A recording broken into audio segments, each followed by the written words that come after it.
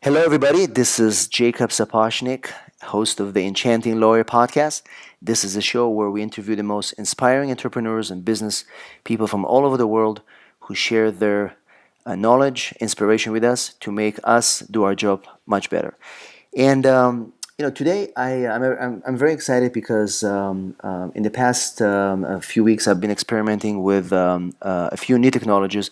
One of them is live streaming, and I know a lot of our listeners were sending me emails about this. What it's all about, how can we use it, and so I'm very excited today because the guest that I have on the show is somebody that's been using this technology and he perfected it and he knows what he's doing, and he'll be here to share with us what he knows.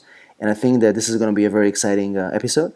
So today I have Brian Fanzo, and Brian is he is a chief digital strategist and a partner at Broadsuite, and he's leading the digital and social business change at this company. The Economist recently, the Economist Intelligence Unit, along with IBM, included Brian on their list of top 25 social business leaders, thanks to his direction and leadership in the social media field. And he's just an amazing guy. Brian, thanks for coming on the show. Oh, thanks so much for having me, and I appreciate it.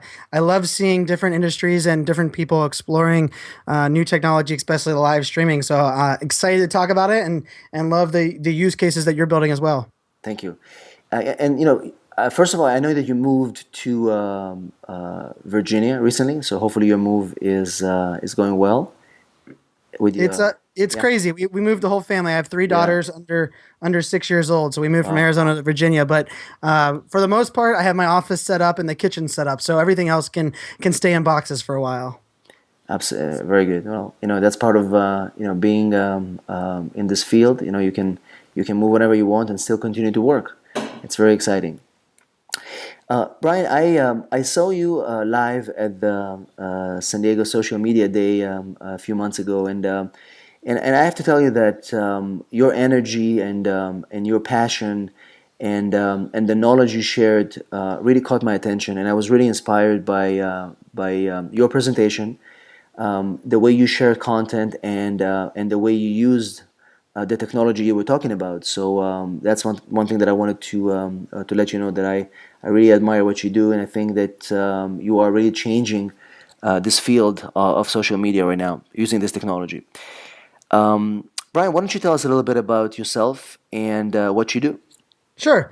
So no, and I really appreciate that, and it was an awesome event that Tyler Anderson, a fellow Yes. San Diegan, put on there, and I really appreciate those kind words. And for me, I'm a technology guy. I was a computer science major in college.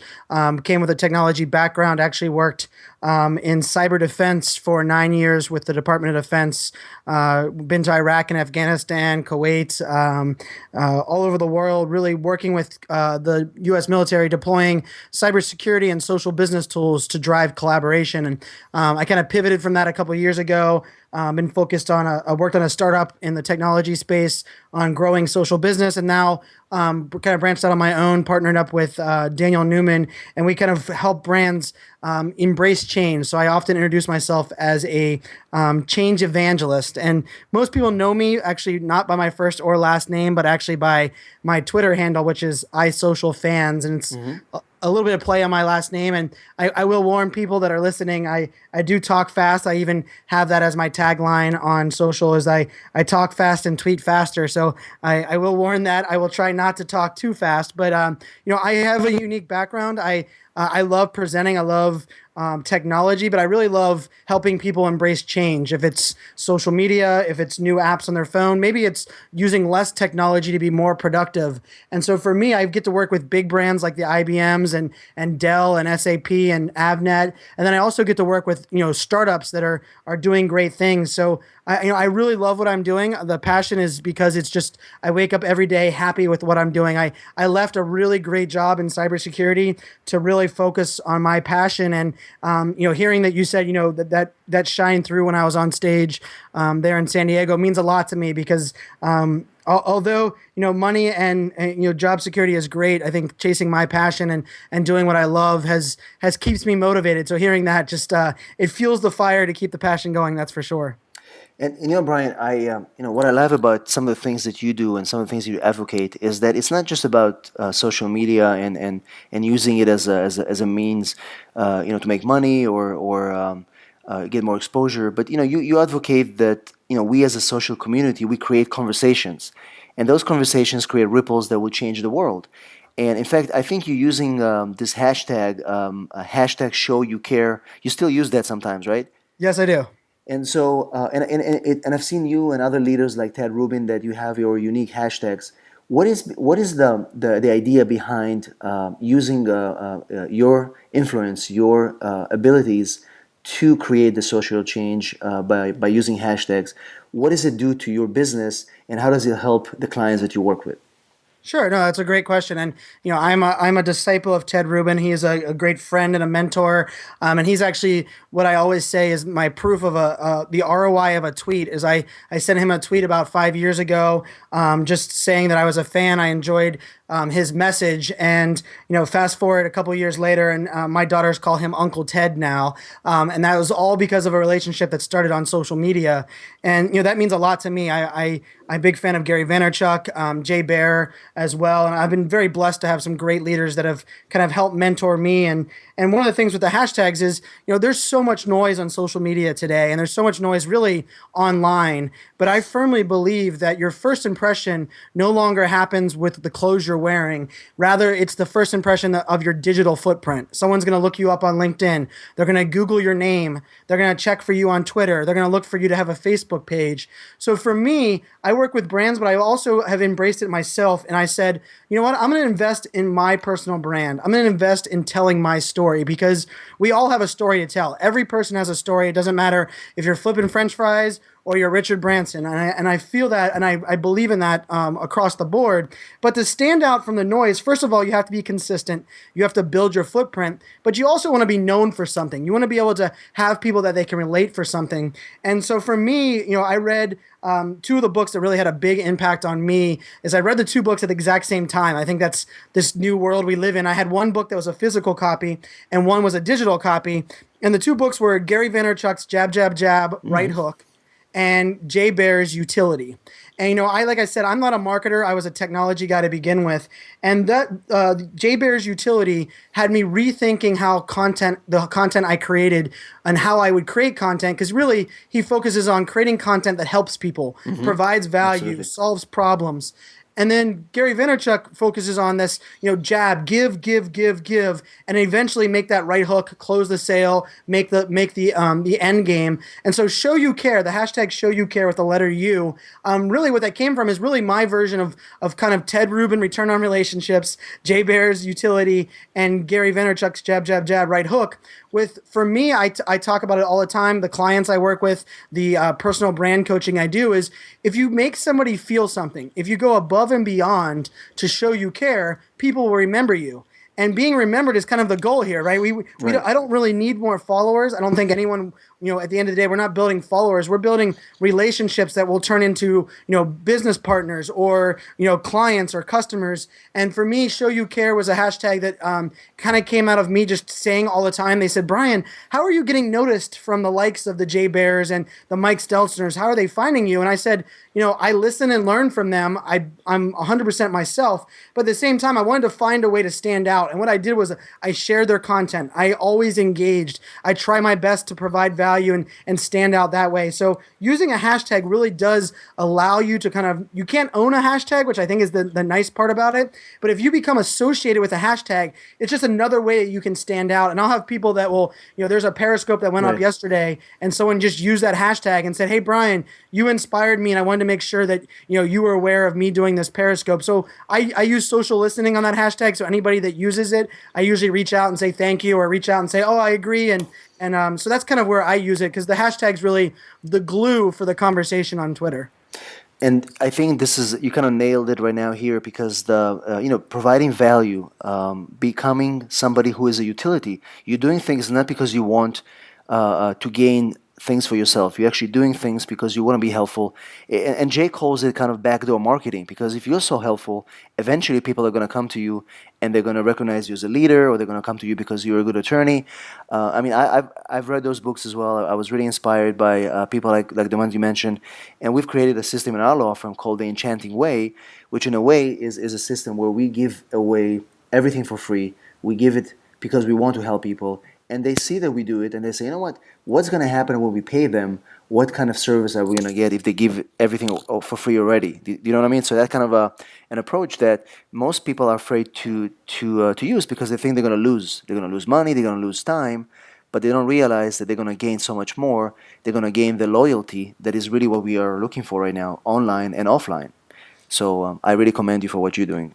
Oh, thank you. And I love hearing that, because especially like in a service industry or an industry where, trust is so important, and everybody wants to be authentic. And that's a word we use a lot, especially in the marketing industry right now. But to be authentic, you really do have to impact somebody's life. You have to help them.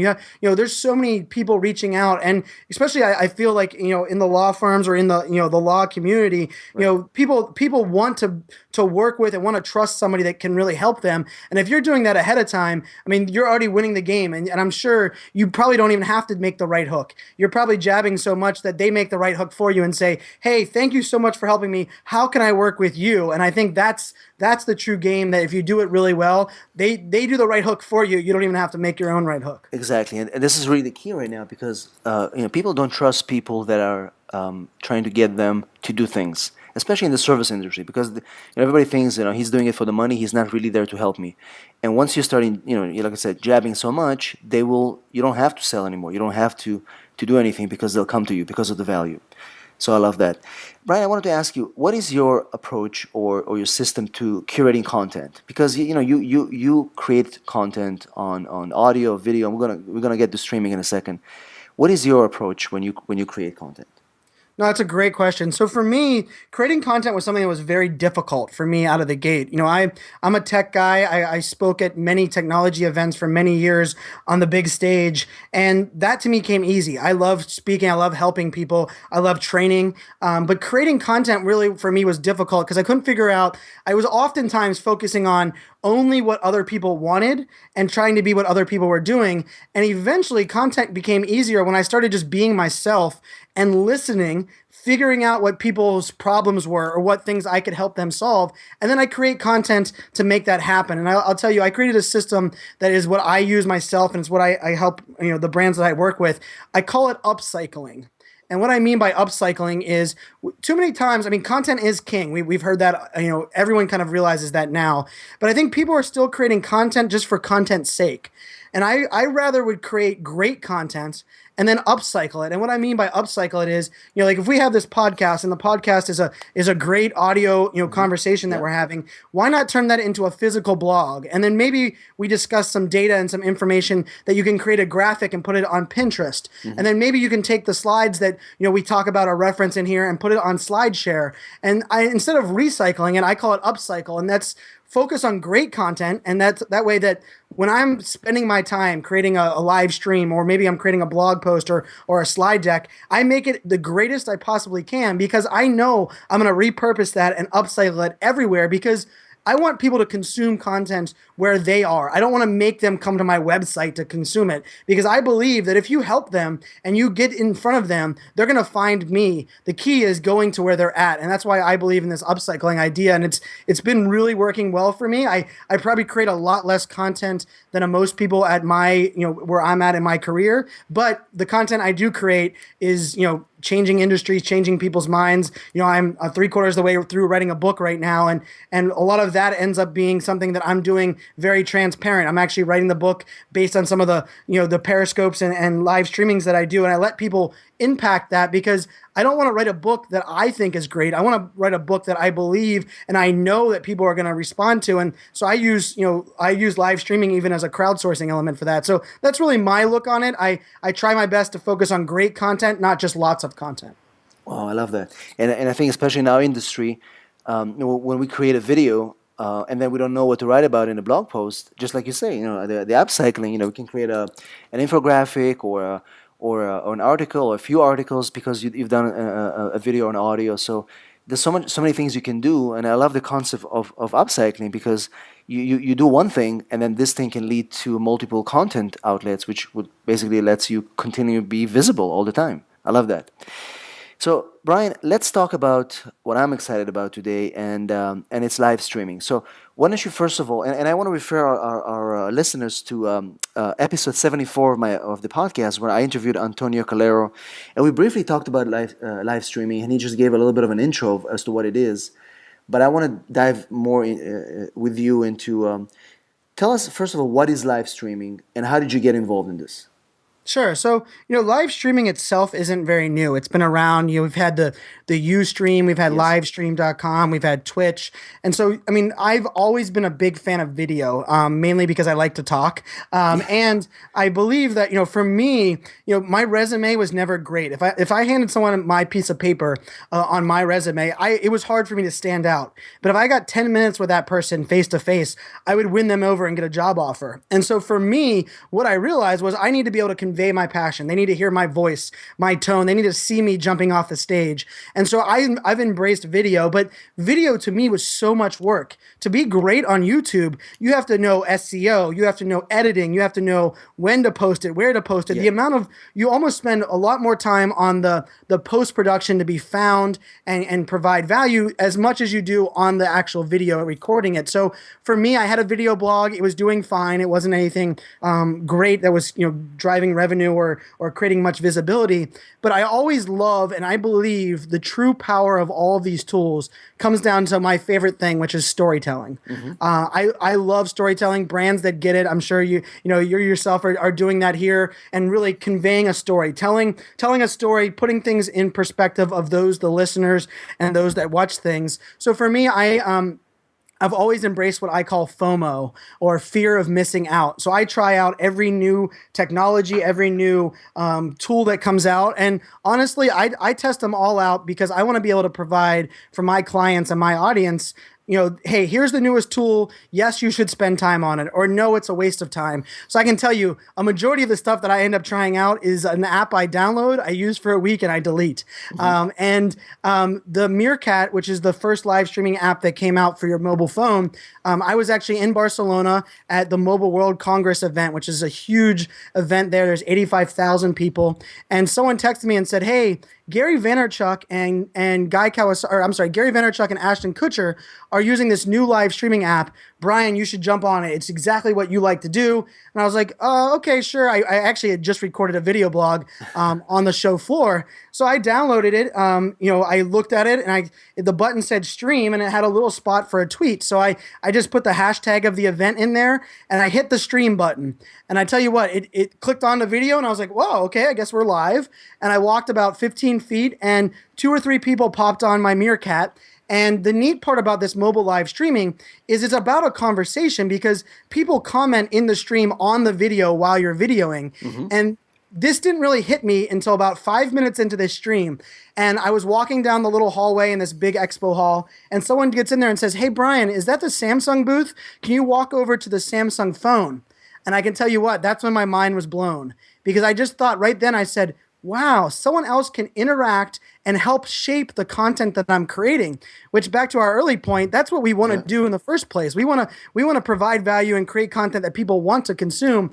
So I walked over towards the Samsung booth, and unfortunately this story doesn't have a crazy ending because the Wi-Fi dropped and my stream ended, and that's all she wrote for my very first Meerkat. But for me, I left there, and this is early March. I went to South by Southwest where I was presenting at 4 different events throughout South by Southwest there. And South by Southwest, it blew up. And I did a stream in the morning when I got out of my Uber, previewing the day, letting people know what I planned on doing at South by Southwest.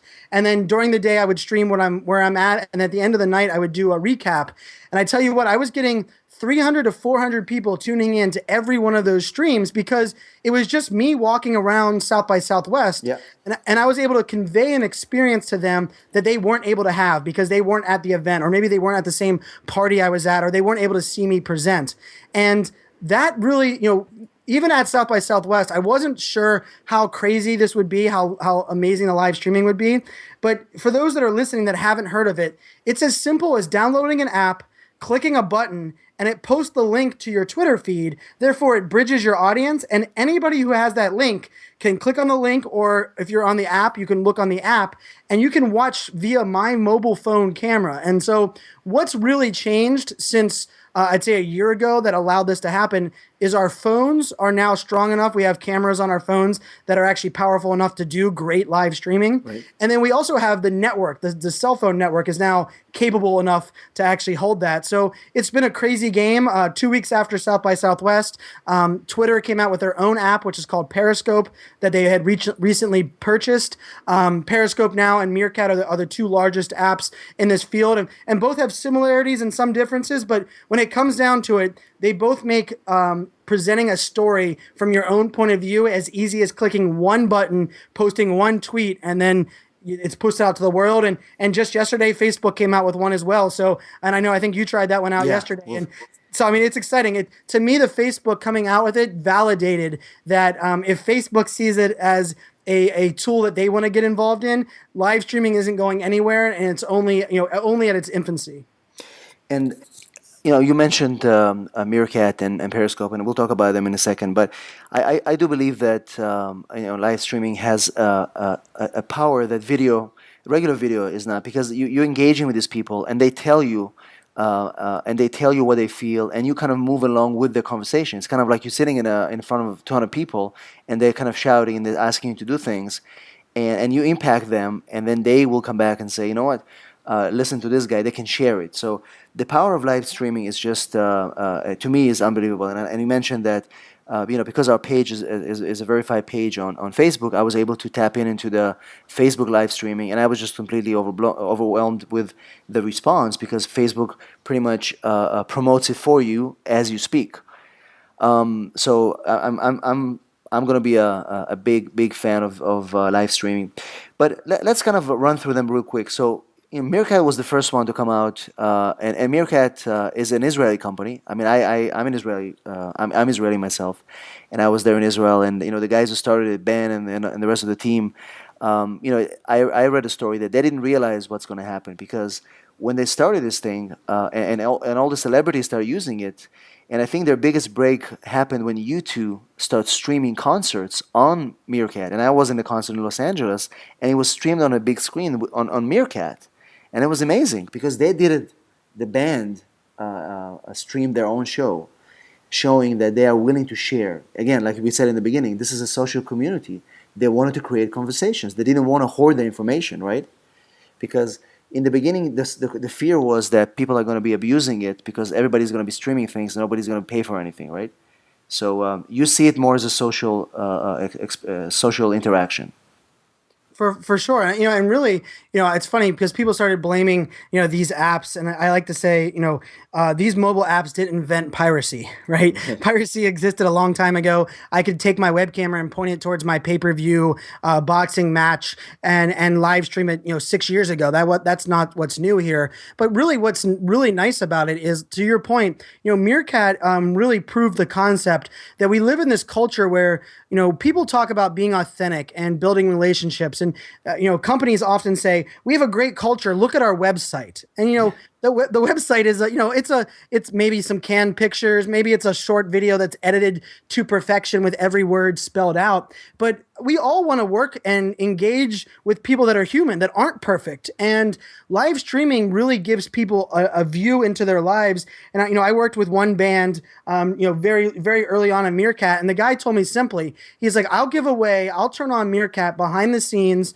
And when I go on stage every single time, if it means I sell one more CD than I was before. Because for him, he said, if they think I'm good and they want to listen to me all the time, I don't live stream every minute of every day. They're going to find this content. And so you're right. I think Meerkat proved the concept. They're a startup. Ben Rubin and that team, I tell you what, they have me as a fan for life because they care about the community. I text message with Ben very regular as a power user of the tool. Neve and Ryan Cooley, the guys that are on their team, they really empowered their users and they are innovating. I mean, they connected to a GoPro now where you can actually Yes. connect your phone to a GoPro. So there's, we have the Meerkat and Periscope. I like to think of, one is the big, colossal company that has an app that is really driving adoption. And I think both of these apps need each other because Meerkat is that startup. Yes, they did get some funding, but they are that kind of the new boy out there. They're trying their best to innovate and fail fast, where Periscope is that fully funded Twitter animal, but at the same time, they need to know, they need to watch what is innovating and what's happening on the other platforms. So these two platforms are amazing. And I tell you what, kudos to some startups coming out of Israel. I probably in the last 2 months have either downloaded an app or worked with companies that are apps that started over there that are doing amazing things. So, I mean, the developer community, the entrepreneur community over there is killing it, and we're reaping the benefits here in the States. Absolutely. This is, I mean, every day there's something new coming out of that startup nation, and so we're all very proud.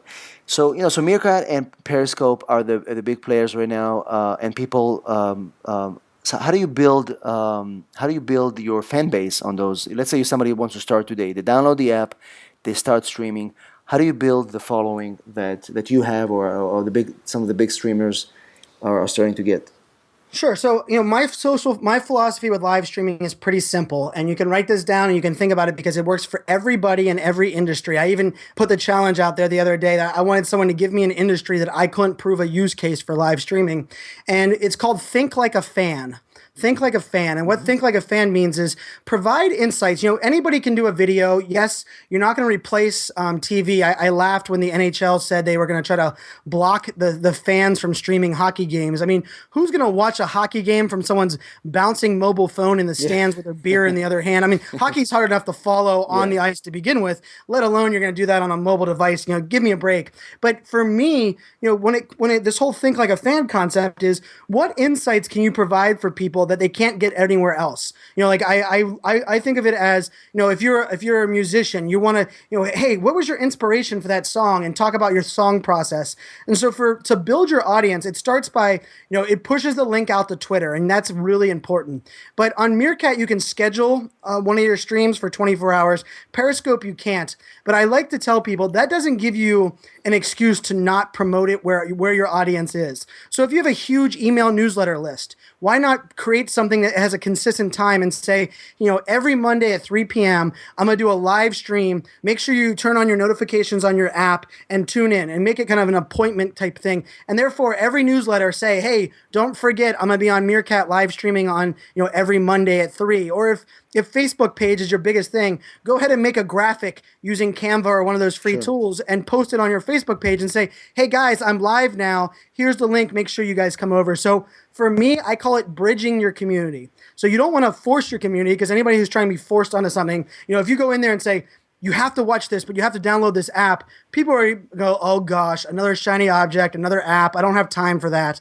But if you tell them, hey, I want to engage with you. If you have questions for me, I know that my appointment with you is 2 months from now. But if you want to have time with me, jump on my live stream and ask me some questions. I would love to answer it in front of everybody. Maybe it'll help everyone.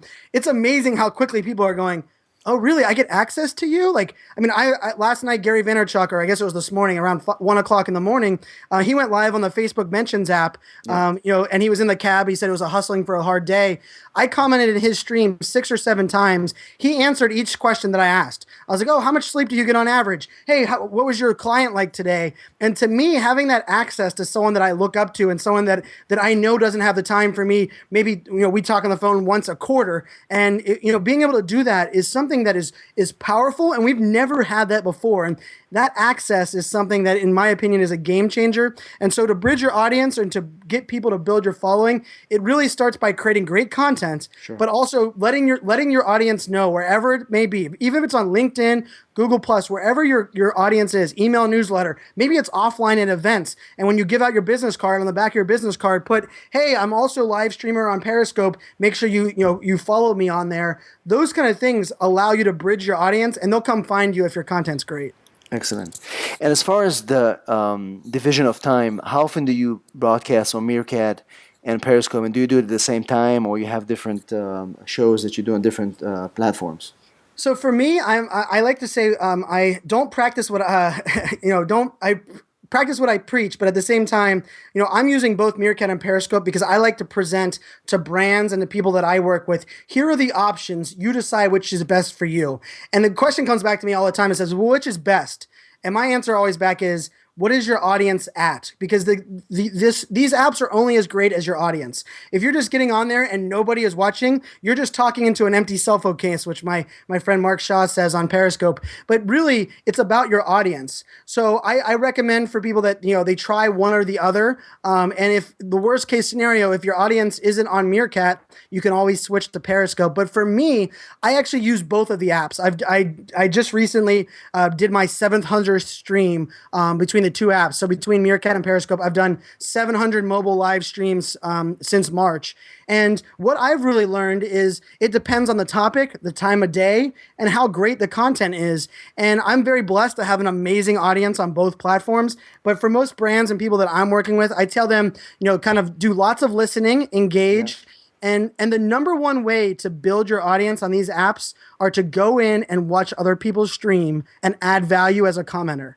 Because there's nothing more powerful than if I'm streaming and someone's commenting down below and saying, "You're right, Brian, and don't forget about this use case," or "Yes, Brian," I'm like, wow, they're providing so much value via commenting. I wonder how great they are on video. And that's such a great way to build your audience.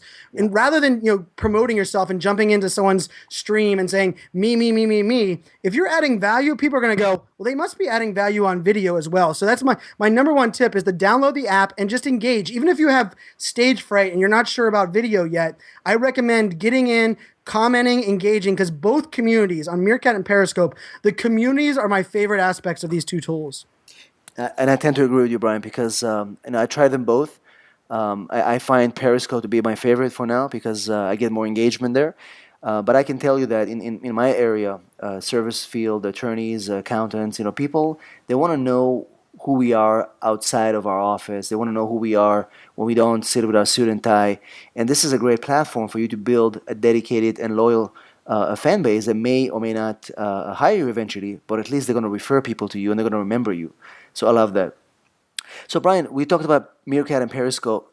Let's run quickly through the others. There's a bunch of them that came out. I know that there's My Eye, and I've been trying a little bit. Why don't you kind of run through a little bit of those and maybe give us a sentence on each? Sure. So I think the case was proven by Meerkat launching at South by Southwest. When Twitter bought Periscope and then launched Periscope, that was more validation. And I said yesterday with Facebook coming out with mentions, that's just another validation. So we're going to see more apps. And Google, just to remind everybody that's listening, Google was the 21st search engine to be released. And right now there is no other search engine, right? I mean, we Google everything. It's a verb.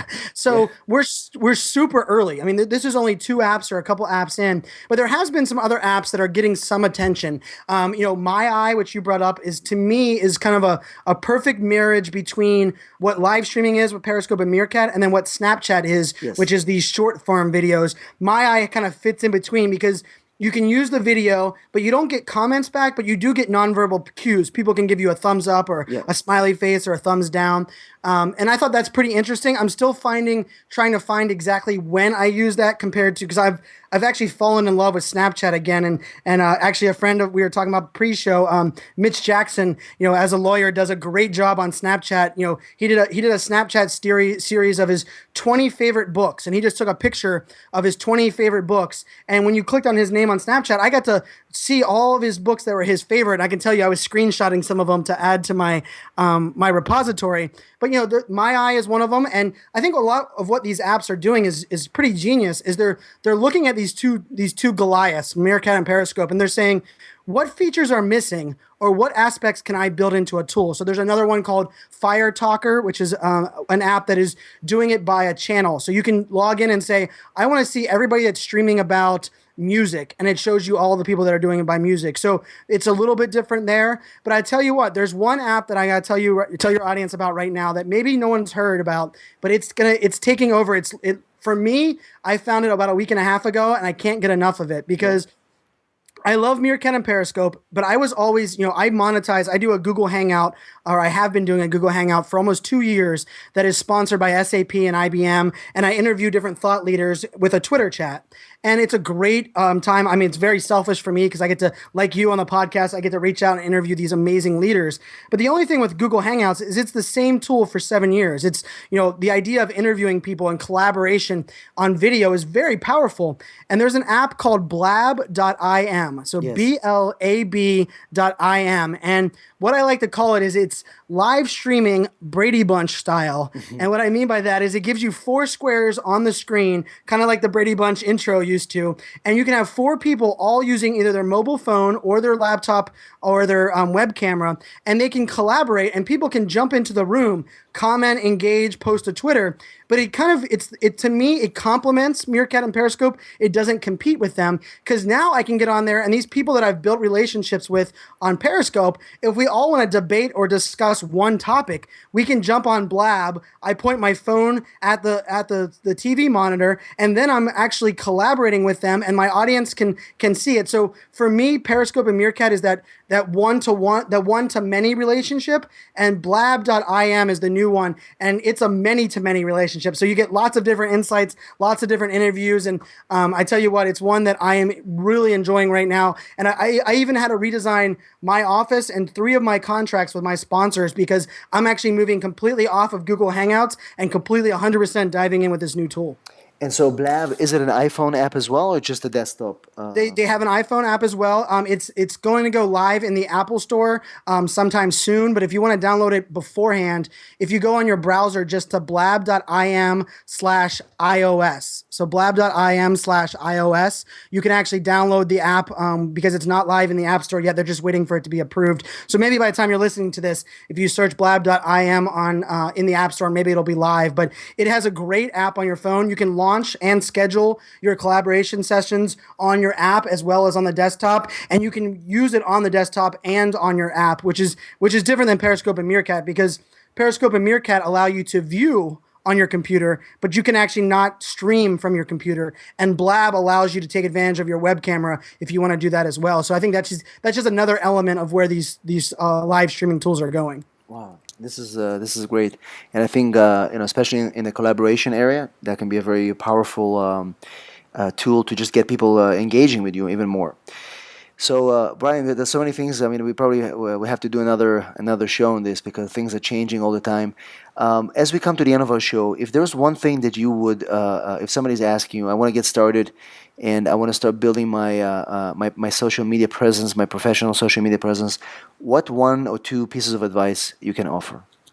Sure. I love that question. So for me, it's be yourself is number one. I spent a long time on social media trying to tweet what I thought other people's wanted to hear. I tried to post to Instagram what I thought everyone else was doing. And it was a lot of work. It was time consuming and I wasn't having much success with it. But I tell you what, when I switched that focus and said, I'm going to be myself, I'm going to tell my story, I'm going to listen and provide what value I think I can provide, it changed my life, both professionally and personally. And so that's my first tip is just be yourself. It's scary a little bit. It might cause some people to be shocked, but I can tell you, I get more business or more people that want to work with me because they see pictures of me with my daughters on Instagram than they do of my resume on LinkedIn. And I think that's because we want to work with people that we can relate with and that are human. So that's my number one tip is be yourself. And number two is kind of a combo. It's be consistent, which means everywhere you are on the digital footprint, every profile, make sure you have a consistent message, consistent value proposition. But at that same point, what I like to tell people about on the consistency element is focus on being great in a few places rather than good everywhere. Because being good or being great everywhere is something that I'm very fortunate that I get to do and focus on, but it is a full-time job. I mean, I have community managers that work for me that'll help me grow my social presence on every app that exists. But we all don't have time for that. We all have families and lives. So pick 1 or 2 platforms, jump in. And when it comes to live streaming, here's my tip. Just hit the button and go live. You might be afraid the lighting might not be right, the microphone might not work, you might have to do it 3 times, but guess what? Just because you're failing and you're trying it makes people want to help you. And that community is so supporting.